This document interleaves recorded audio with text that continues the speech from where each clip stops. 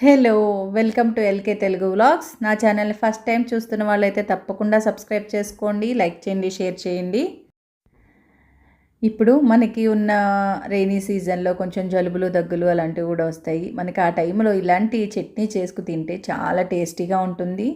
ఇందులో మనకి అల్లం ఉంటుంది. అన్ని రకాల టిఫిన్స్‌లోకి కూడా ఇది బాగా సూట్ అవుతుంది. మనం ఈవెన్ అంటే కొందరు ఇష్టపడితే కనుక చపాతీలో కూడా వేసుకొని తినొచ్చు వీటిల్ని. రోటీస్‌లో కూడా సూట్ అవుతుంది.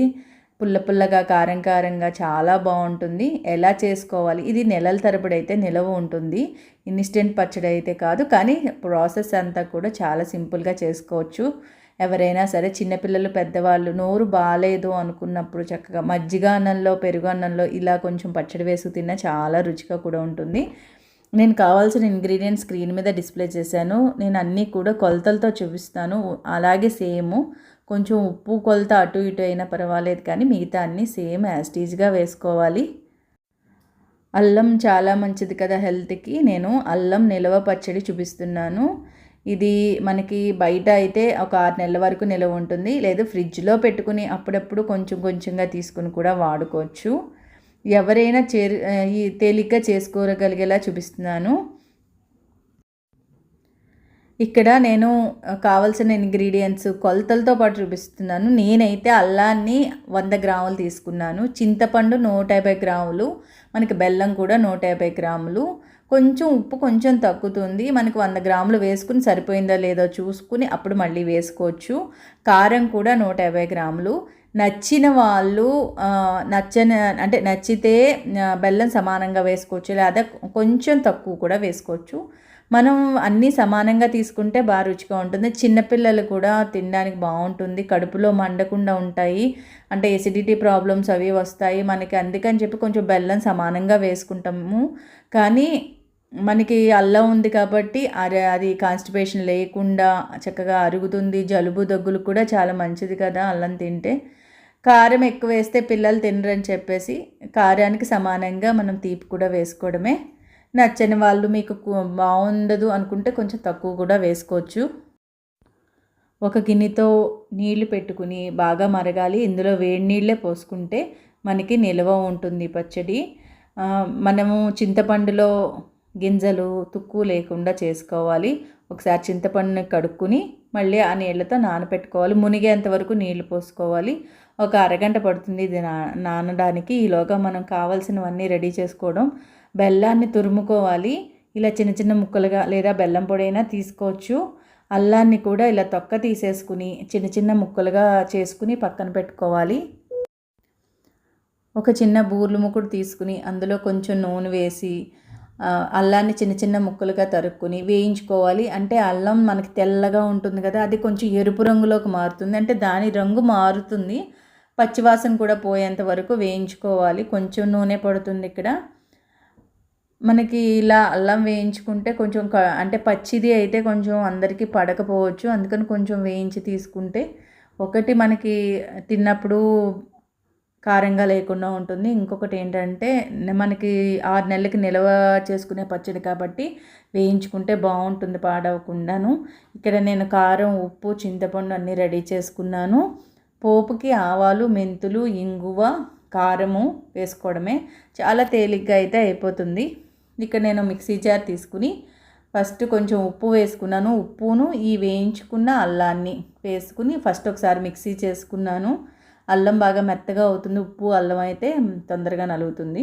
తర్వాత ఇందులో చింతపండు వేసాను. అందులో గుజ్జు అది చూడండి, ఇంకా ఈ పీచులు అవి ఉంటాయి కదా, అవి కూడా కొంచెం తీసేసి, ఇంకేమైనా ఉంటే కూడా అందులో తుక్కుగా అనిపిస్తే తీసేసి అప్పుడు వేసుకుని మూడింటిని మిక్సీ చేసుకోవాలి. ఇది అయ్యాక బెల్లాన్ని కూడా వేసేసుకుని మనం మిక్సీ చేసేసుకోవడమే. చూసారా, మొత్తం ఫస్ట్ నేను అల్లము, ఉప్పు మిక్సీ చేసి ఆ తర్వాత చింతపండు, బెల్లం, పసుపు 3 వేసుకుని ఇందులో మిక్సీ చేసుకోవాలి. మిక్సీ ఎలా అంటే ఇలా మెత్తగా రావాలన్నమాట. మనకి ఎంతో సేపు పట్టదు, 5 నిమిషాలు 10 నిమిషాల్లో ఇలా మెత్తగా అయిపోతాయి. మళ్ళీ ఇప్పుడు ఒక పెద్ద బూర్లు ముక్కుడు, ఇందాక ఒక చిన్నది పెట్టుకున్నాం కదా, ఒకటి పెద్దది మందం గిన్నె కానీ తీసుకుని అందులో ఎక్కువ నూనె పడుతుంది. మనకి 150 గ్రాములు చెప్తున్నాను కదా చింతపండు, 150 గ్రాముల నుంచి 200 గ్రాముల వరకు నూనె తీసుకోవాలి. ఎందుకంటే నూనె నిల్వ ఉండడానికి ఉపయోగపడుతుంది. ఇలాగ మనకు నేనైతే స్టీల్ బౌల్ మూకుడు తీసుకున్నాను. అందులో ఆవాలు, మెంతులు, ఇంగువ వేసి, ఎండుమిరపకాయ కూడా మన ఇష్టం, మినపప్పు ఇవి వేసి పోపు వేయించుకోవాలి. ఇదంతా పోపు అంతా వేగాక అప్పుడు మనం ఇంగువ వేసుకోవాలి. ఈ పోపు అంతా రంగు మారే వరకు కూడా మనకు తెలుస్తుంది కదా, ఆవాలు చిటపట్లాడడం, మెంతులు రంగు మారటం, మినపప్పు కూడా రంగు మారాక అందులో మనం కొంచెం ఇంగువ ఎక్కువ పడుతుంది. నేను 1 చెంచా ఇంగువ వేశాను. అందులో ఒకసారి కారం వేసేసి, కారం వెనకాలే మనము ఇప్పుడు మనం మిక్సీ చేసి పెట్టుకున్నాం కదా గుజ్జంతా వేసేసుకోవాలి. ఎందుకంటే ఒకసారి కారం వేగినట్టు ఉంటుంది, నెక్స్ట్ ఏమో మనకి ఎర్రగా రంగు ఉంటుంది, నల్లగా లేకుండా ఎరుపులో ఉంటుంది. కారాన్ని ఎక్కువసేపు నూనెలో ఉంచామంటే మాడిపోయి నల్లగా అయిపోతుంది పచ్చడి అంతాను. అందుకని ఇలా ఎర్రగా ఉండడానికి అలా చేసాము. ఇలా మనం మిక్సీ జార్లో ఉన్నదంతా కూడా శుభ్రంగా తీసుకుని బూలుముకుల్లో వేసేసుకోవాలి. ఇది కూడా ఎంతోసేపు కాదు, 10 నిమిషాలు. 10 నిమిషాల్లో మనకి ఇలా నూనె పైకి తేరిపోతుంది. మనం ఇలా కలుపుతూ ఉంటే, మొత్తం అంతా కలుపుతూ ఉంటే మనకి నూనె పైకి వస్తుంది. అది బాగా రెడీ అయిందని చెప్పుకోవడం అనమాట. ఇక్కడ నేను తీసుకున్న 150 గ్రాముల చింతపండుకి నేను తీసుకున్న కొలతలకే నాకు దగ్గర కేజీ వరకు వచ్చింది పచ్చడి. అది అంటే మనం కూడా ఇంట్లో చక్కగా హెల్తీగా చేసుకోవాలి అని అనుకుంటాం కదా, తక్కువ క్వాంటిటీతో ఎంతో వచ్చింది. అన్ని రకాలకి మనం ఉప్పుడు పిండి చేసుకున్న, ఉండ్రాళ్ళు చేసుకున్న, ఇడ్లీకి, దోశకి, పెసరట్టుకి, పెరుగన్నంలో కూడా చాలా బాగుంటుంది. అన్ని రకాల టిఫిన్స్కి కూడా బాగుంటుంది కదా. అల్లపచ్చడి ఇష్టపడే వాళ్ళకి ఇది చాలా నచ్చుతుంది. మనకి తీగా, పుల్లగా, కారంగా ఉంటుంది. ఇలాగ నేను చూపించాను కదా, ఇక్కడ చూడండి నూనె పైకి వస్తుంది. అంతవరకు ఉంచి తర్వాత స్టవ్ ఆఫ్ చేసి బాగా చల్లారాక అప్పుడు సీసాల్లో పెట్టుకోవాలి. వాతావరణాన్ని బట్టి కూడా ఉంటుంది. శీతాకాలంలో అయితే మనకి బయట బాగానే ఉంటుంది అనిపిస్తాం. ఒక్కొక్క వాతావరణాన్ని బట్టి కూడా ఒకసారి మనం దానికన్నా కొంచెం ఫ్రిడ్జ్లో పెట్టుకుని ఎప్పటికప్పుడు కొంచెం తీసుకోవచ్చు. ఇందులో నేను ఒకటి మిస్ చేశాను, అది వెల్లుల్లిపాయ. ఎందుకంటే మనకి వారాలు, పండగలు ఉన్నప్పుడు వేసుకోలేం కదా ఈ చట్నీని. మనం విడిగా తీసుకుని వెల్లుల్లిపాయ పోపు పెట్టుకోవచ్చు. లేదు, వెల్లుల్లిపాయల్ని నూనెలో వేయించుకుని మిక్సీ చేసుకునేటప్పుడు అది కూడా వేసుకోవాలి.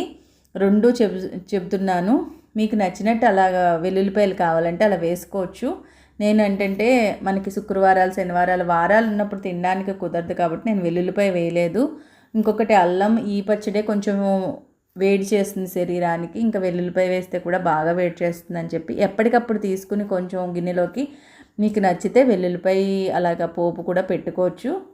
అప్పుడు టేస్ట్ కూడా చాలా బాగుంటుంది. ఇలా అల్లం నిల్వ పచ్చడి ఎంతమందికి ఇష్టమో లైక్స్ రూపంలో, కామెంట్స్ రూపంలో తప్పకుండా చెప్పండి. ఎంతమంది దీన్ని ఇష్టపడతారు, ఎంతమంది ఇది ఇలాగే చేస్తారు ప్రాసెస్ని. అంటే తేలిగ్గా చేసుకోవడం, ఒక్కొక్కళ్ళు ఒక్కొక్కలా చేయొచ్చు, కానీ నేను చేసే ప్రాసెస్ని చూపిస్తున్నాను.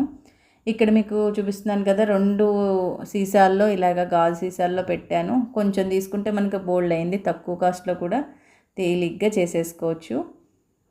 నాకు లైక్స్ రూపంలో తప్పకుండా చెప్పండి, ఎలా ఉందో కామెంట్స్ రూపంలో చెప్పండి. Thank you.